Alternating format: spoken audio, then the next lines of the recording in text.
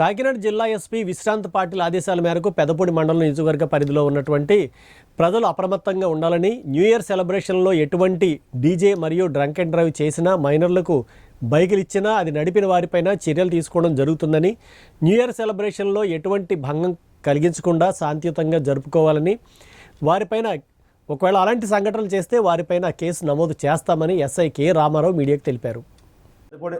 పెదపూడి మండల ప్రజలందరికీ నూతన సంవత్సర శుభాకాంక్షలు.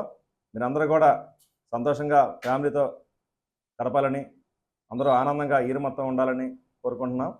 ముఖ్యంగా రేపు న్యూ ఇయర్ సెలబ్రేషన్ నిమిత్తం కాకినాడ జిల్లా ఎస్పీ గారు విక్రాంత్ పాటిల్ ఐపీఎస్ గారు కొన్ని ఆదేశాలు ఇవ్వడం జరిగింది.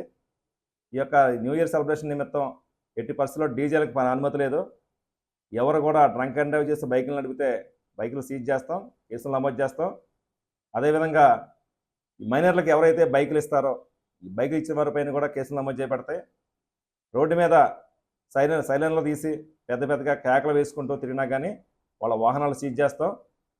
అందరూ కూడా న్యూ ఇయర్ సెలబ్రేషన్స్ అనేవి ఎదురు వ్యక్తికి ఇబ్బంది లేకుండా జరుపుకోవాలి తప్ప, ఎవరు కూడా ప్రజలకు ఆ శాంతికి భంగం కలిగించినా, ట్రాఫిక్ అంతరాయం కలిగించినా, ఇబ్బంది కలగజేసినా కంపల్సరీగా వారిపైన కేసులు నమోదు చేస్తాం. ఈ వాహనాలు స్పీడ్గా నడపడం వల్ల కూడా ప్రమాదాలు సంభవించే అవకాశం ఉంది. మండలంలో మా డిఎస్పీ గారి సిఆర్ ఆదేశాల ప్రకారం 4 ప్రదేశాల్లో పికెట్ వేయడం జరిగింది. వేండ్ర, రామేశ్వరం, పెదపూడి, మామనాడ గ్రామాల్లో పికెట్లు పెట్టడం జరిగింది.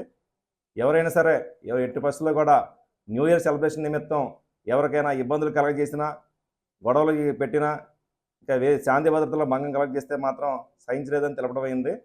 అందరికి కూడా మండల ప్రజలందరికీ కూడా మరొకసారి నూతన సంవత్సర శుభాకాంక్షలు తెలుపుకుంటున్నాం. Thank you.